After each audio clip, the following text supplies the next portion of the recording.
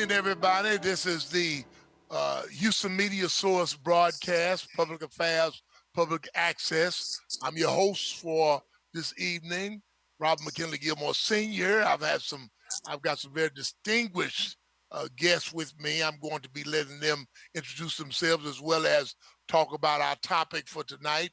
We certainly want to apprise everybody that there are resources available. That's the ongoing thought we have. It's almost been a year plus with this trifecta, I think people are calling it, that we're in the midst of, meaning the COVID-19, the idea of the economic dilemma that was created or caused because of the need to become more socially distanced in our businesses and whatnot. And it has been a tremendous opportunity. And of course, the huge social injustice divisions that exist in our country that have been exacerbated by social media.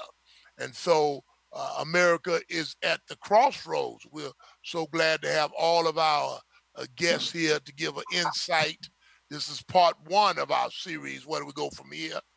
Mental health versus evil. And we've got some other guests that might be coming in. But meantime, I want to get started. I want to get started by introducing and having our elected officials. We have a couple of elected officials here.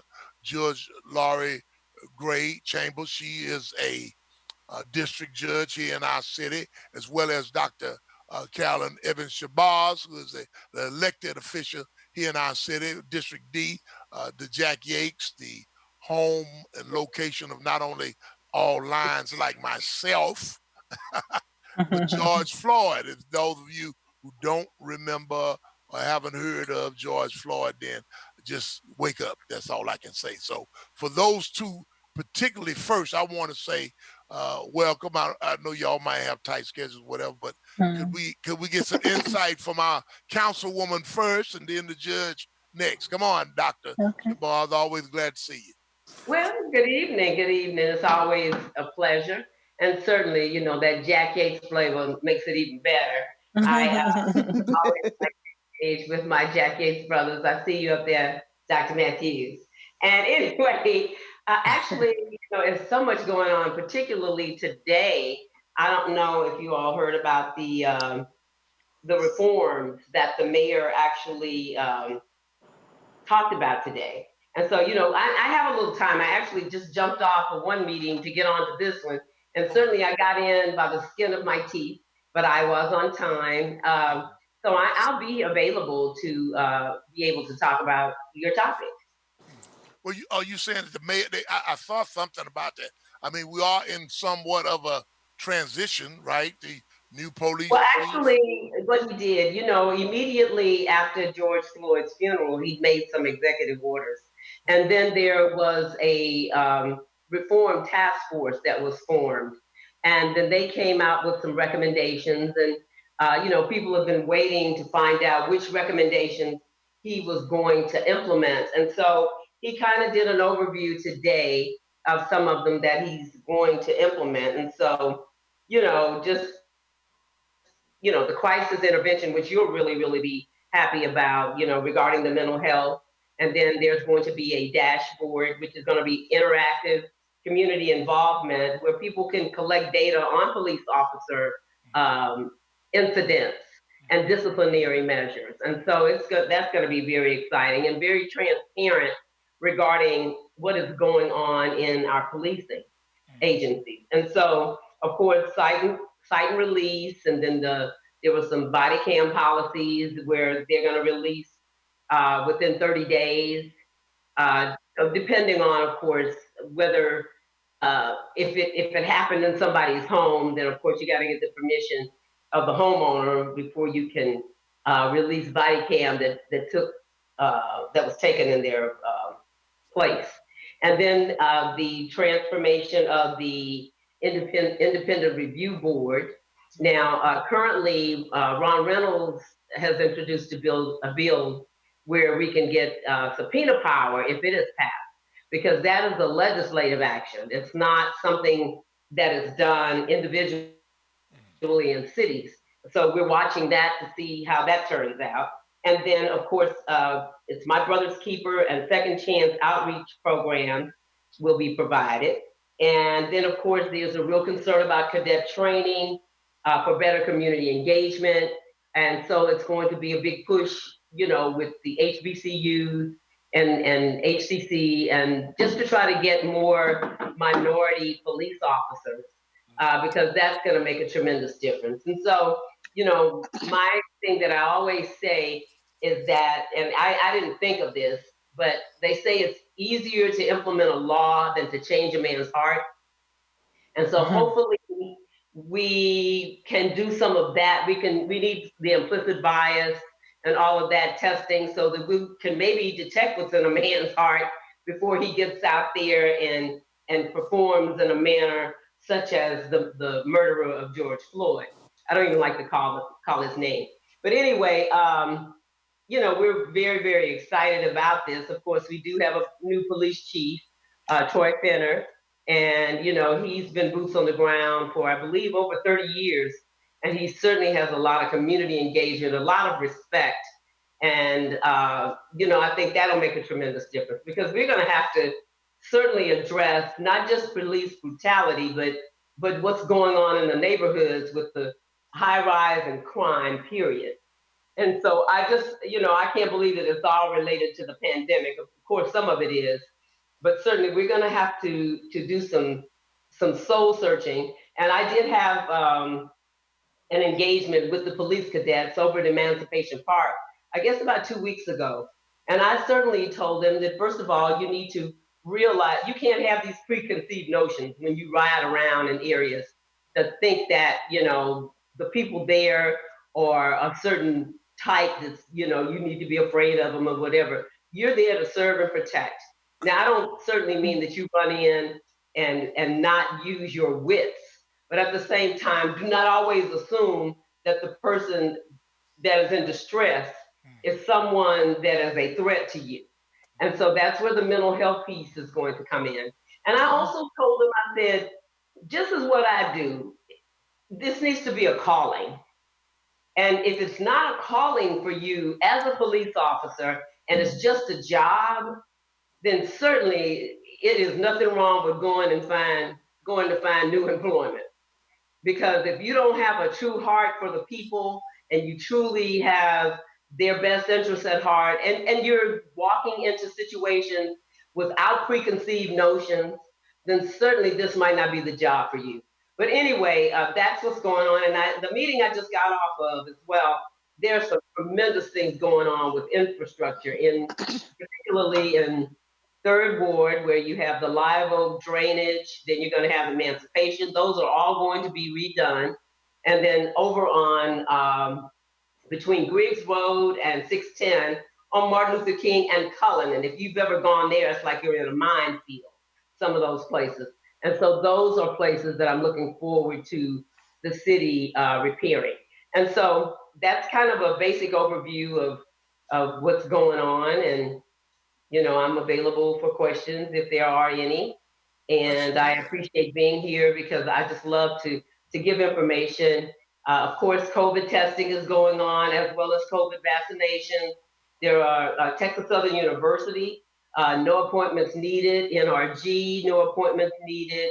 There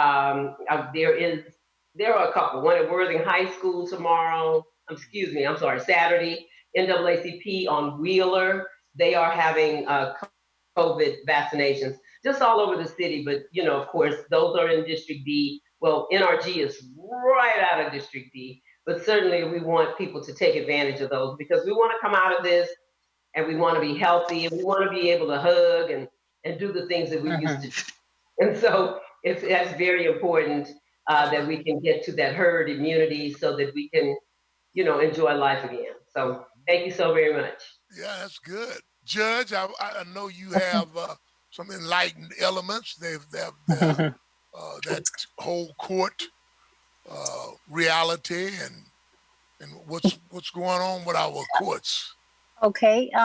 First of all, thank you, Dr. Gilmore, and greetings to all of the your distinguished guests. It's always nice to be here. Um, there is there is a lot that is going on with the courts. Um, I think that the paramount thing is the concern and the safety for the people, because a lot of what has been the effects of COVID is that you had to minimize gatherings, and Right. you have to wear the masks and all the checkpoints in order to get into the courts. Now, there may be that perception that things are not being done, but things are being done. In fact, just the way that we are having your broadcast tonight, many of the courts are holding courts, such as my court, uh, utilizing technology, Zoom.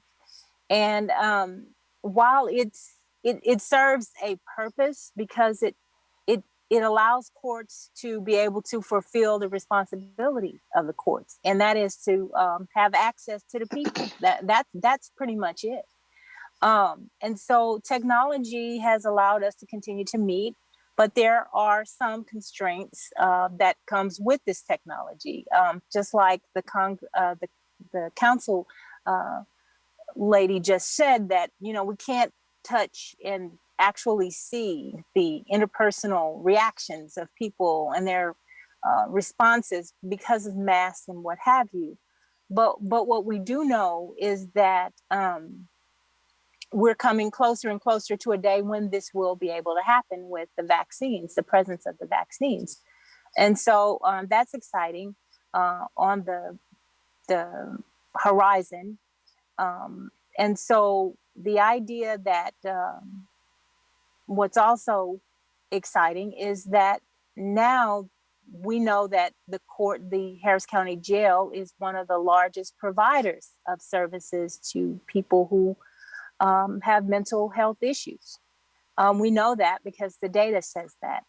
And so now there's more of a recognition that when a person is arrested for whatever the charge, there's an assessment that happens, and it's a part of the booking process. And so that is more information that will be available to lawyers, the courts, and how to address the matter. What brought the person to the courts? And so I just want to allow you to introduce the rest of your guests and let you know that I'm standing by. I know my battery is I may have a situation with my battery, but I'm going to continue to try to power my device here Okay. and stand by for questions Okay. on your topic. All right. Very good. That Okay. kind of segues Dr. Higgins, my resident psychiatrist here in the great city of Houston, Texas. And obviously, you know better than anybody else the uh, instability that has I'm assuming grown, if you would, over this past period of time, and the impact of the trifecta. I'm calling it trifecta, but you know. So how is it? How do you see our mental state? Unmute yourself. Yeah. Obviously, Dr. Gilmore, there's a lot going on right now. And the thing I tell people right now, it's okay not to be okay. These are not normal times. So it's okay to feel what you feel right now Yeah. with the pandemic and racism. And, if you're a Black person, I don't know how you're not stressed at what's going on in the state of our country, and, the issues with George Floyd and the Derek Chauvin trial, and just systemic racism, in that we know that there was a win, but the system has not changed in itself. And so we still have need and issue for concern. Now, what I will say is that it has been shown that this past year that suicide rates in the United States are down, but mental health services are actually up, which is to me a testimony to the work that we're doing here, where we're talking about mental health, and more people are accessing care. So even during this stressful time, with more people accessing care, there's a thought that with doing that, overall death rates are down. And so by us talking about mental health, talking about the stress of what's going on, allows people to say to themselves, "Hey, I can go ahead and get help for this." And I would recommend any individual who is out there struggling to make sure that they do that. Well, I guess it's been on the top of my head in light of what the recent, the George Floyd acquittal, so to speak. The idea, not the acquittal, but the Yeah. the Conviction. conviction, and I seem to notice an elation. It was unlike what had happened during you remember? Y'all remember Rodney King? Yeah. Mm. You Well, I remember? would say there's a level of optimism in that we saw a glimmer of hope in what's going on. You see so many things not go our way when we ourselves see it as blatant, but then the system does not see the behavior as blatant. But with these cameras and this high definition, and with George Floyd and us being home for the pandemic, we all had to watch the slow death of this individual and understand that when it comes to us as a community, we all face a slow death. Black people in the United States don't live as long as Black people in Africa, and this slow death, this knee on our neck, is a symbol to what has been going on for the last 400 years. Now, the fact is that, yes, that was a level of, I can't say I was elated. I was happy, all right? And I can say that I saw the glimmer of hope, but I still am very, knowledgeable of all the other police killings that are going on, Right. or the heavy-handedness of what's going on, and the systemic racism in that the system has not changed. So, we got some form of justice, and I cannot doubt that. There were things that I saw happen in this trial, so far as getting through the blue wall, where police are seeing us just like we see us, where they saw the case like we saw the case, and then you saw justice served. Well, that is the glimmer of hope, that like there's a light there at the end of the tunnel. The question is, as quickly as it showed up, it as quickly can go away. We have more issues, more cases out there, but but I do say that I am happier about it. But just because you have a Black president does not mean that racism in America has changed. Okay, we're gonna come back on that thought. Stroud Simpson, you're here, and I'm certainly glad as a veteran representative. Tell us about your program a little bit and your thoughts on some of this trifecta, how it affects us veterans. Dr. Gilmore, my name is Xanta Strauss Simmons, and I'm just a community provider. I inherited a home from my grandfather, and I wanted to put it to use. And I did a little research, and I thought that I could help uh, veterans because, as we know, the face of homelessness has changed. So I come in and I provide services that are a bridge. So let's say you have a veteran that has income, they're working, but they're living in their car. And they don't want to go to a shelter, or they don't want to go to a loved one's home that's probably mistreating them in a way that they shouldn't.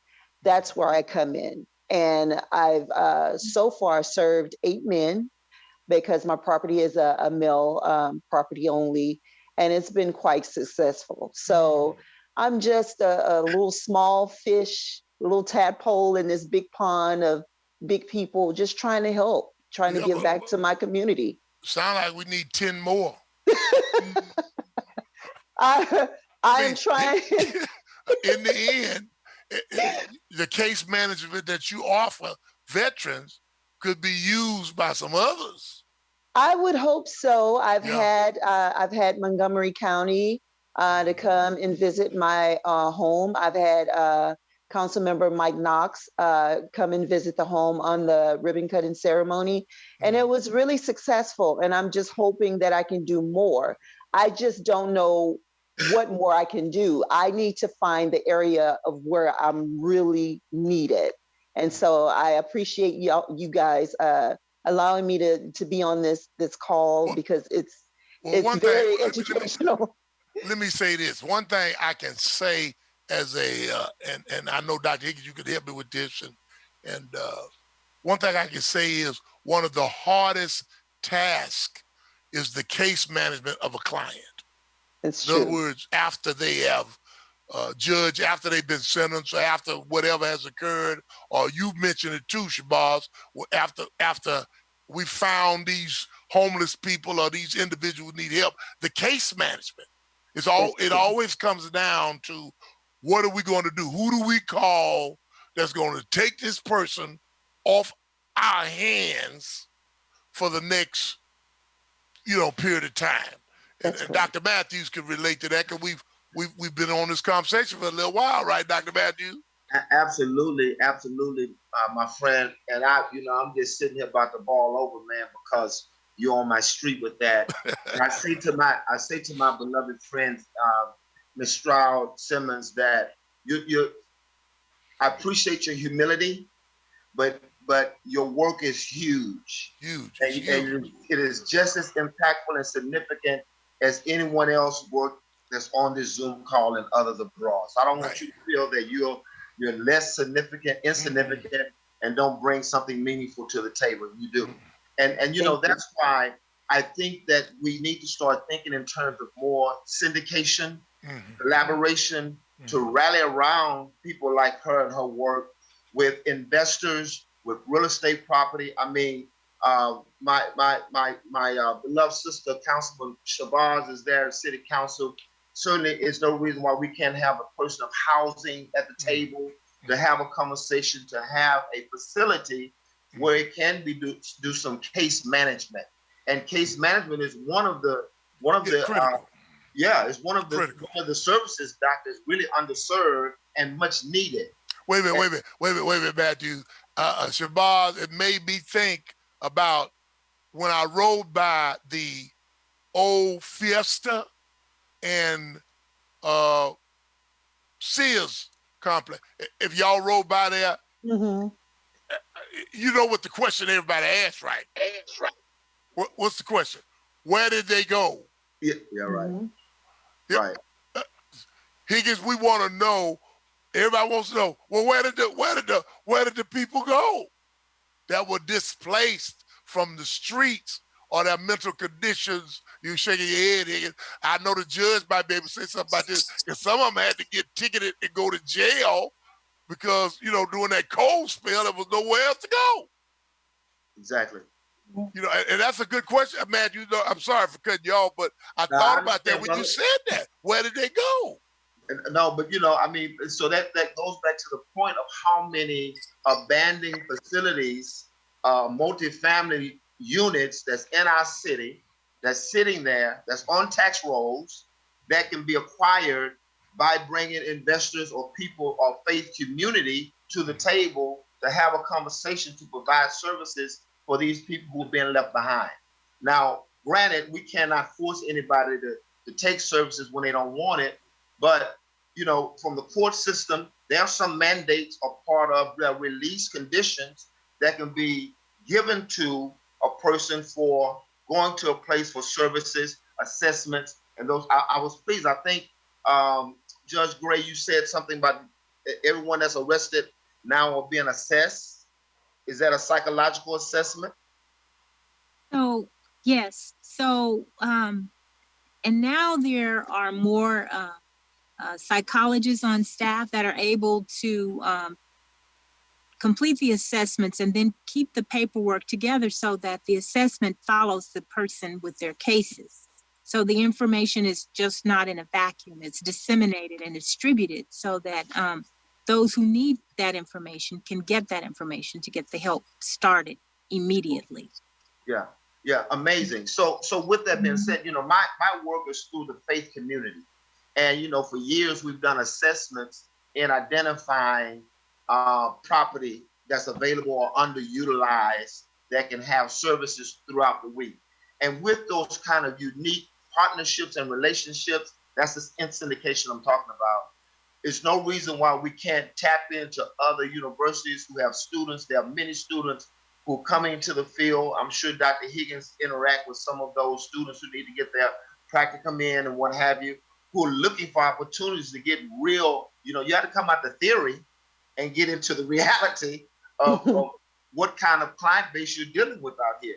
And for families who are discombobulated and who are stressed out because they're trying to help their loved one who are going through psychological traumas, and then the protocols for services being delivered, there are so many gaps in that situation, man, that the parent or the families are just stressed out. It's exacerbating the mental stresses that they have to deal with, along with everything else that's going on in the world. And the point I definitely want to add is that all of what we're doing right here, all of you all are directly involved in outcomes of mental health. You know, the fact is that if I see a patient, is what I may see a patient 15, 20 minutes once a month, all of what you all doing matters to that period of time. From, you know, when you look at the legal system, 2/3 of everybody who is locked up has a mental health or drug issue.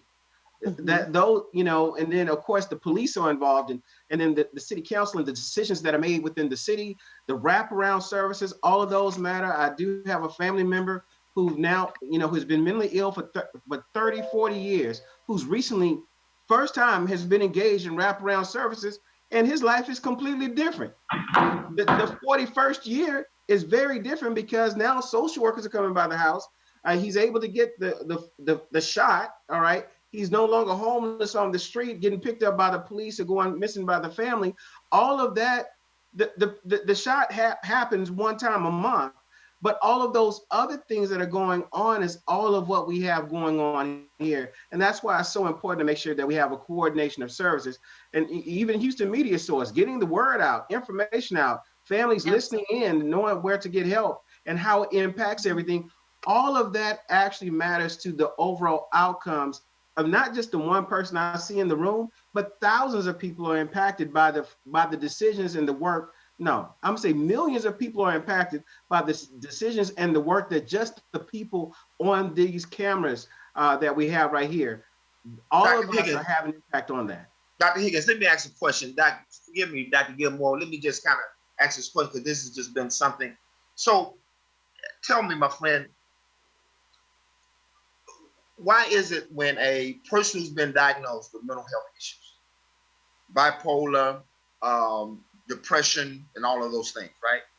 Mm-hmm. And what can a family do when they don't have a medical authorization in place or a power of attorney in place, and yet they're the one who's living with this person with these dysfunctions and sickness, right? And then the mental health service providers won't talk to you, but they'll talk to the patient who's supposed to be abnormal and expect them to make decisions about their medical plan and their medication management and all of those things and being part of programs. And because you know that legal I don't know what to call it, but because you don't have the paperwork in place to speak, to be an advocate for your loved one who is the patient, what can we do to work around that or work in that situation? Because, you know, the patient is the patient. You know, that's a very good question. And that's a problem that we deal with on a regular basis. As the psychiatrist, I have to do what I do based upon the rules. So the rules are that if the patient says that I can't speak to you, I can't. That's based upon the law. Now, the U.S. has some of the most stringent laws when it comes to mental health and who has a right to treatment and a right to refuse treatment. And that becomes a very big issue. Also, the whole system is strained. Understand that doctors spend more time not seeing patients than actual seeing patients. We spend more time doing paperwork and forms than we actually do in clinical care. And some estimate that 2/3 of our time is paperwork and forms. So the sad thing is that I've got to get through 20 patients of the day. Each patient will take about 15 minutes to get through, but I've got more paperwork on the back end than I actually do on face-to-face time with the individual. And then from there, the thought that I'm going to call every family as well and give them another 15 minutes times 20-something patients per day is just completely impossible. It just won't happen. So sadly, the family wants to call you, and you're sitting there like, okay, it is now 7:30, and I still have not seen my family. I did not make my son's football game.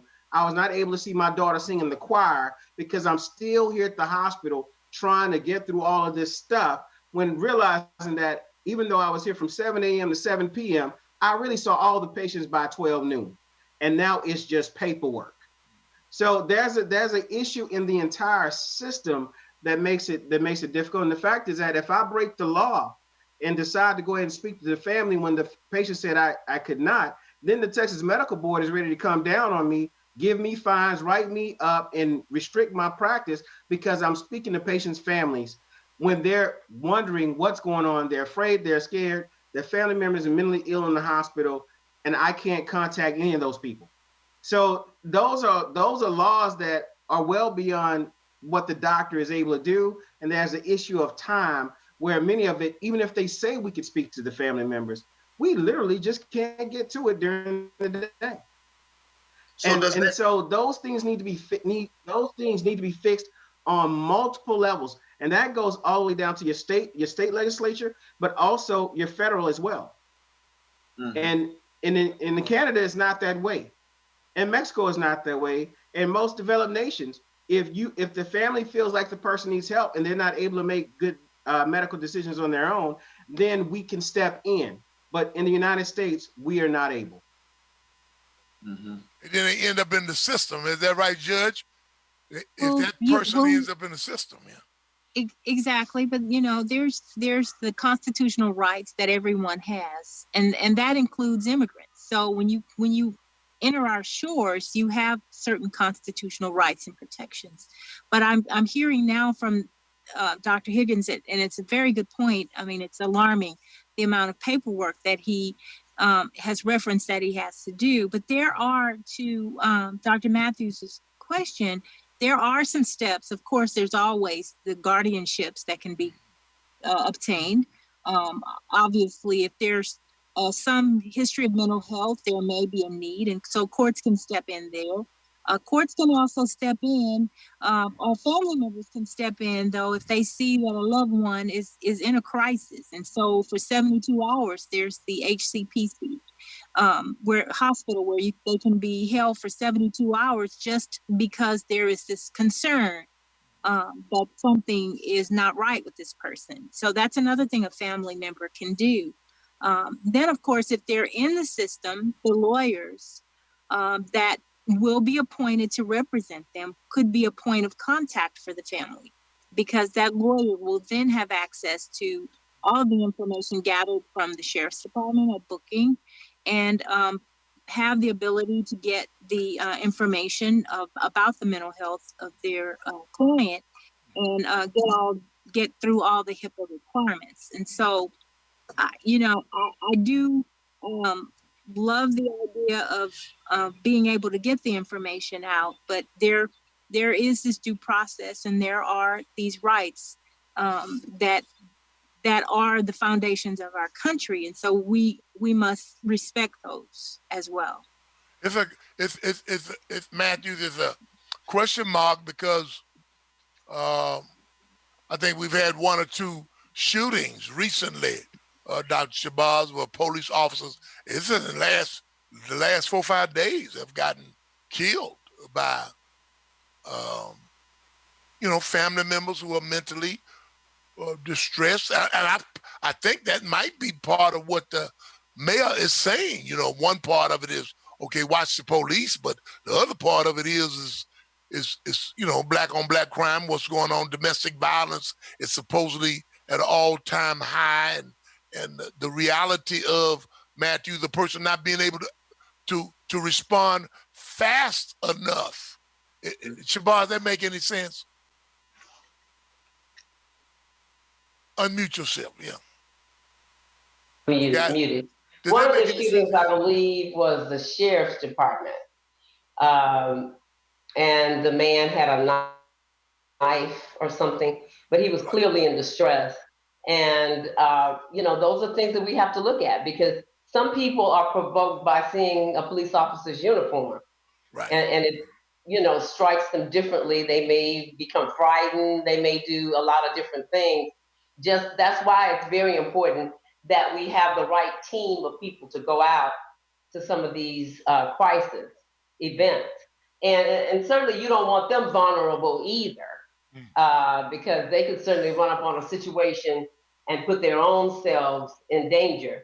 But I was really interested in what Dr. Higgins was saying, and I know that it's not the easiest thing, but the courts can intervene in some of those situations depending on the severity.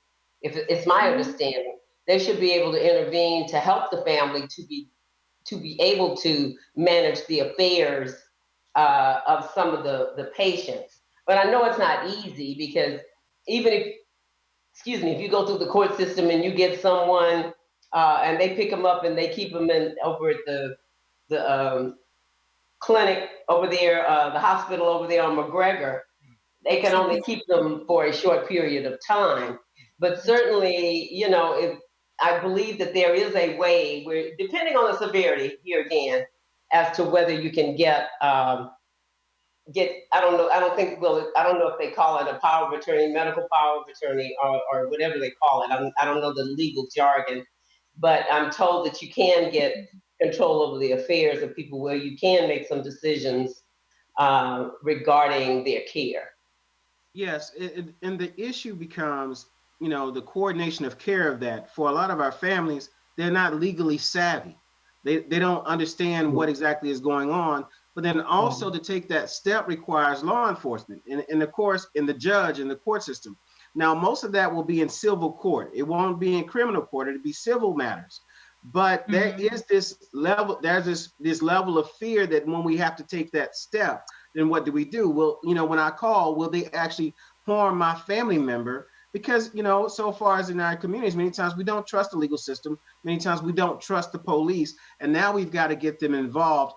And if you imagine if the family is scared already and they're in a mental well state, imagine the person who is paranoid and fearful, who is anxious and afraid, and now the policeman is now showing up to your house.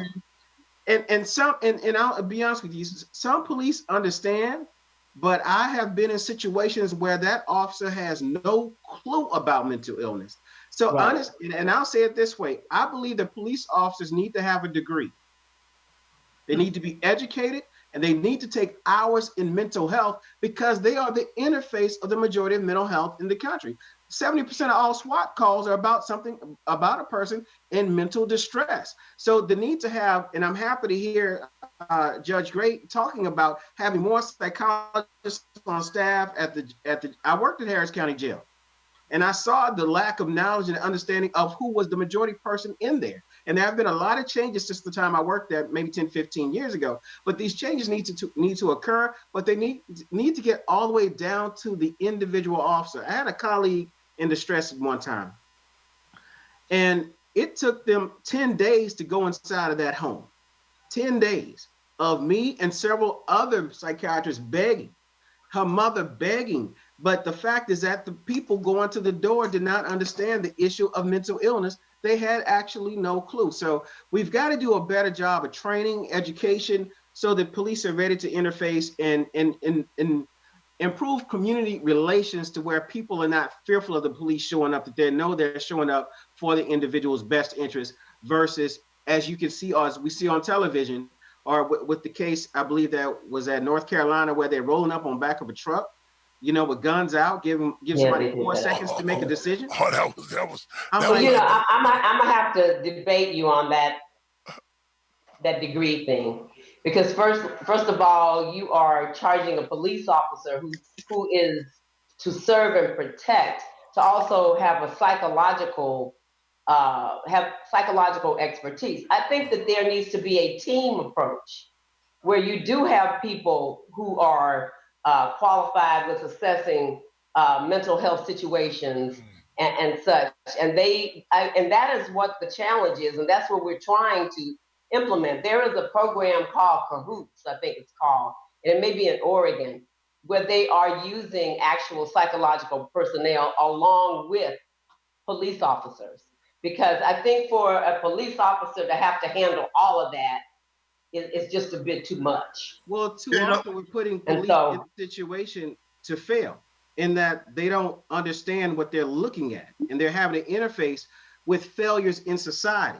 So the thing is that when many times they're rushing into a situation where the legal system has failed, the mental health system has failed. well, that's why intake is important too. And the person that takes that call, that 311 call, they need to be able to somewhat assess the situation.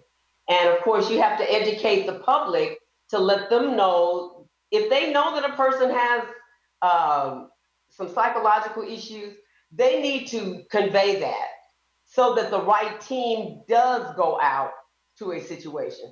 you So, I know, mean, it's just too really, really difficult to get a perfect paradigm, but certainly it's going to have to be, people that have the psychological background that are going to have to partner with our police officers. I'm it's curious. obvious. I'm It's curious. obvious to me. It's obvious to me Uh, that there's a need for a change in public health policies, right? Most That's going to require inclusiveness from everybody. right. And I don't know if this is a job for HHS, Health and Human Services, to take the lead on this, to incorporate legal, judges, psychiatrists, city councilmen, everyone, and have a big, we got the Georgia R. Brown Center that's sitting there, to have this conversation to talk about how we can deliver services in a more effective way. Because I'm telling you, with those barriers, and I understand the law and the legal dynamics and the HIPAAs and all of that, but for that family member who has all the information if I'm communicating with you, Dr. Higgins, I can empower you in order to help the patient that we're serving. So we become a partnership in this whole due process, right?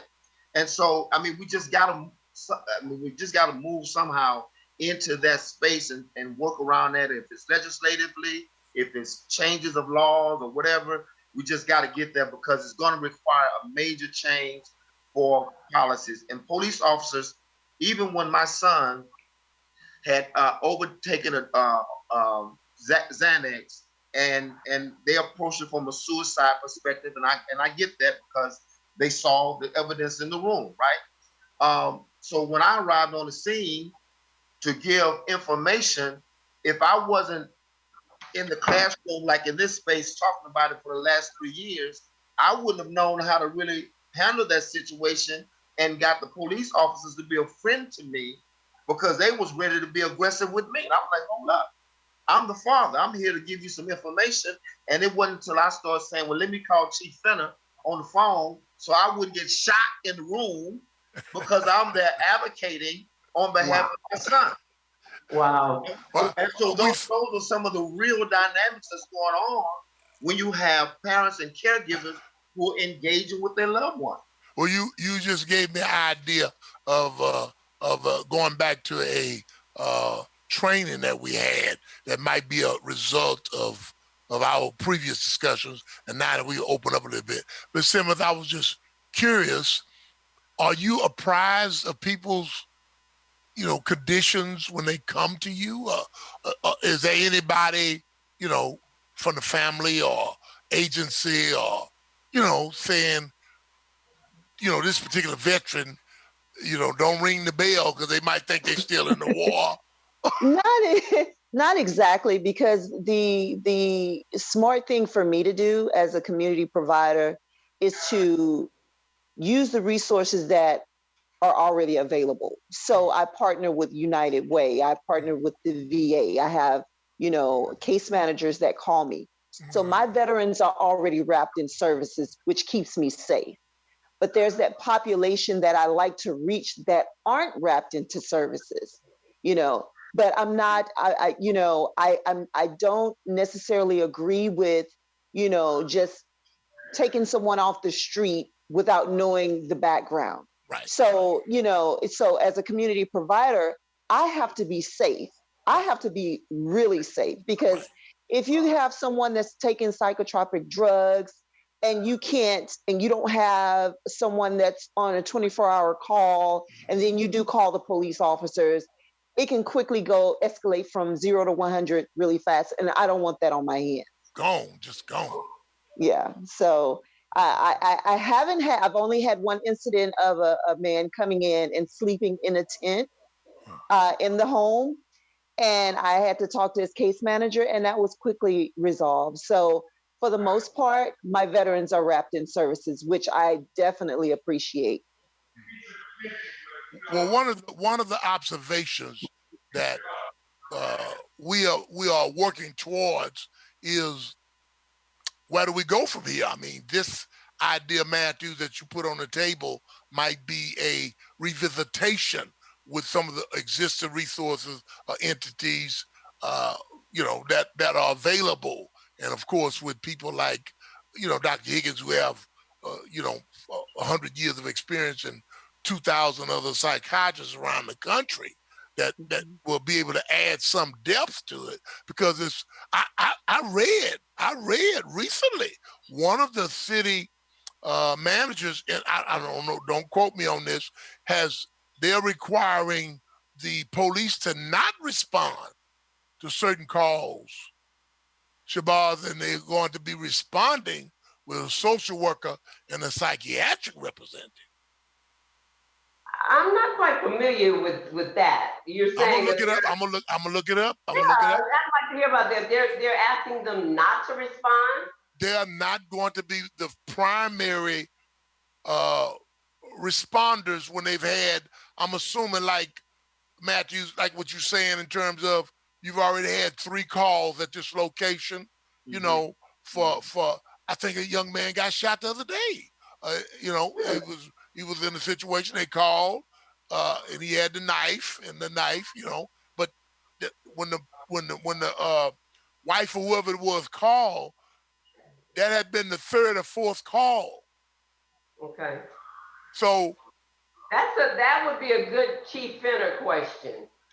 Because I understand unless it's a situation and they say, well, we keep going and you won't file charges or something. I can't see them not responding they no, it says specifically because of all of the because they on had they had exceeded their limit of phone calls. Basically, is what what you're was saying. yeah. In other words, if you Yeah. if you got 5 phone calls, Dr. Higgins, you understand what I'm saying? From this Well, house from of what I of John, understand, that huh? before someone else had responded, that so essentially the family had called, and I thought a mental health professional had shown up from the city, and then the time when he charges somebody is when the policeman showed up.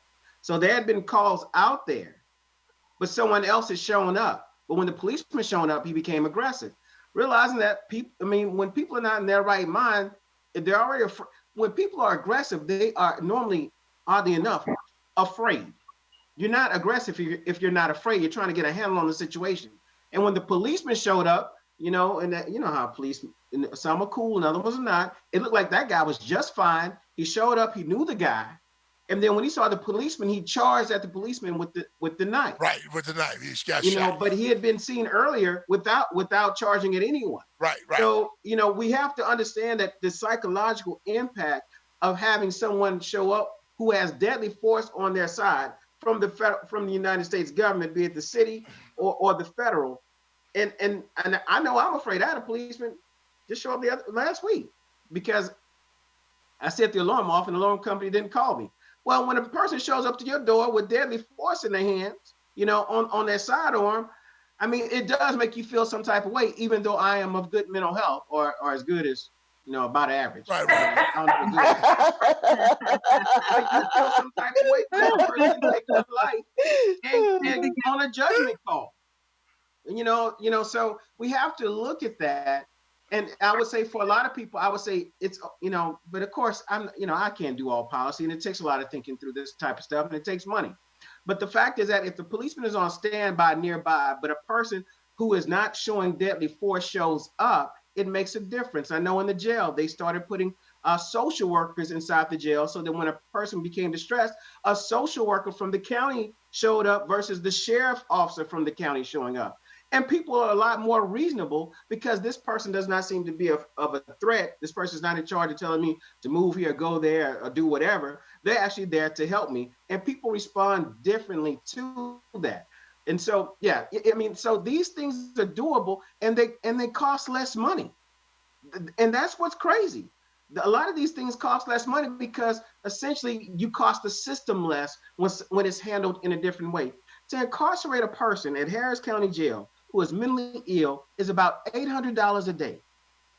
$800 a day. And don't come in on a Thursday and you got to stay all week and not be seen until Tuesday. We lost about $3,000-4,000 on something that may be simple mental health that could be for $3,000-4,000 for $800 a day, especially if a person's going to be in there 15 months. And I said this before.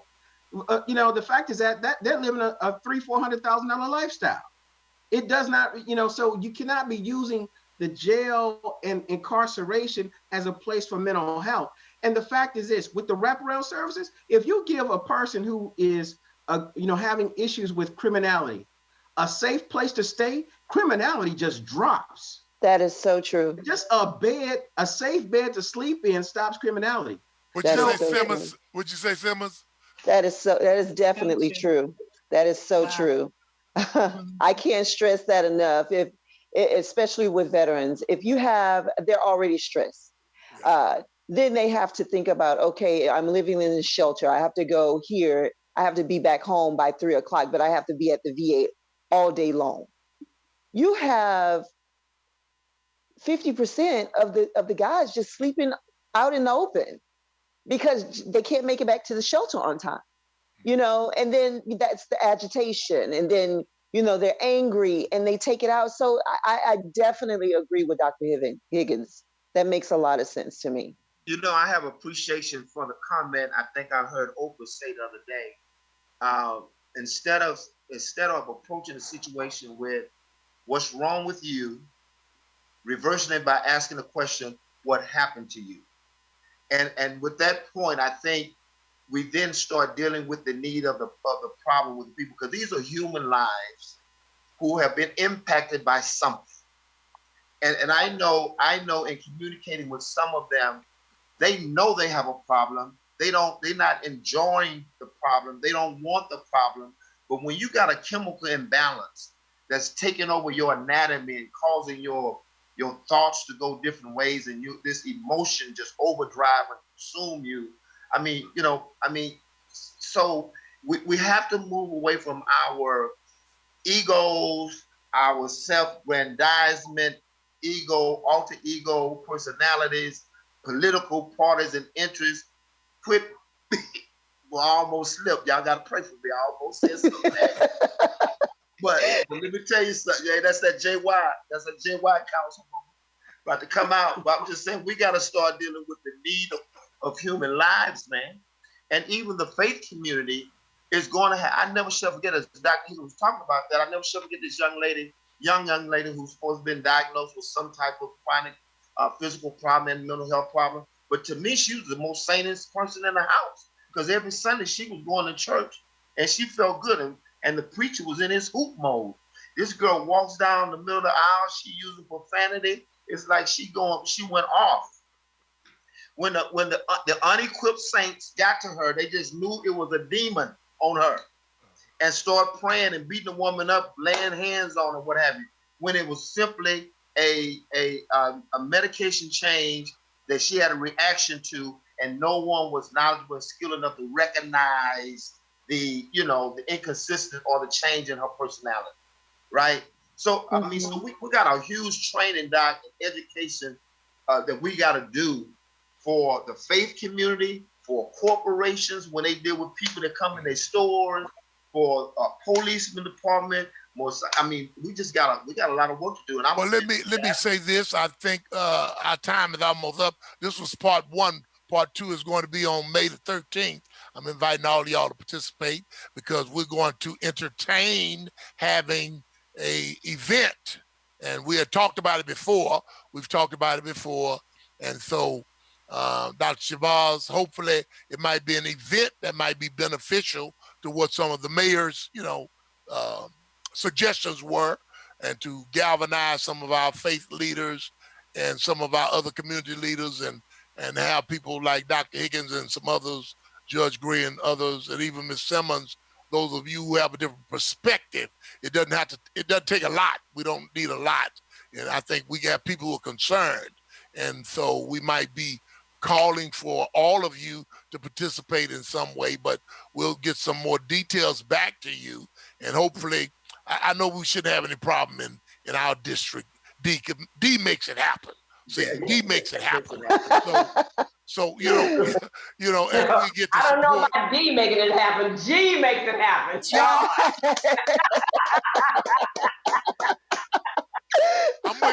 I'm with you.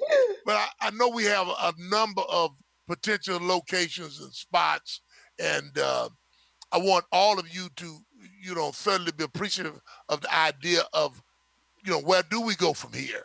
And what you brought to the table speaks to that.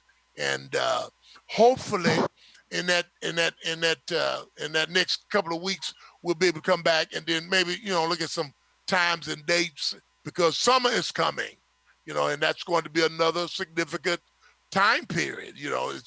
It's a question mark in some cases. Some people, will the parks open? Will they not open? Will the pool? I mean, we're going into this whole arena, and we want to be supportive of our city, county, communities, and the federal push right now. So I want to say thank you again to everybody, and certainly look forward to some more information. And if you got some old notes that Dr. Higgins, that from 15 years ago that were not implemented. No, you mean 100 years, right? Judge Gray, I know. Remind me, certainly, and I will make every effort to engage. Okay, and Judge Gray, we're going to be revisiting the idea of, how we can be more participatory with the county. I know y'all gonna have a new sheriff and new, ideas about what we do at the processing center, stuff like that. And so we want to make sure we all can be, participants. And certainly, Dr. Matthews and I will be contacting any number of people to participate. But I know if we put it in deep, baby, everybody be here. Hey, so I want to say thank you very much. Gilmore, I need to get some of that stuff. Whatever you use to lay your hair down, man, I need to come get some, man. I need to get my... It's a blessing. All I can say is it's a blessing. Thank you for viewing the Public Affairs, Public Access, Youth Media Source, over 30 years providing information and education for individuals. Thank you, Mark, for your direction. And we look forward to seeing y'all in a couple of weeks. Thank you. Good evening, all right. everybody. It was a pleasure. Thank you. Thank you. Thank you.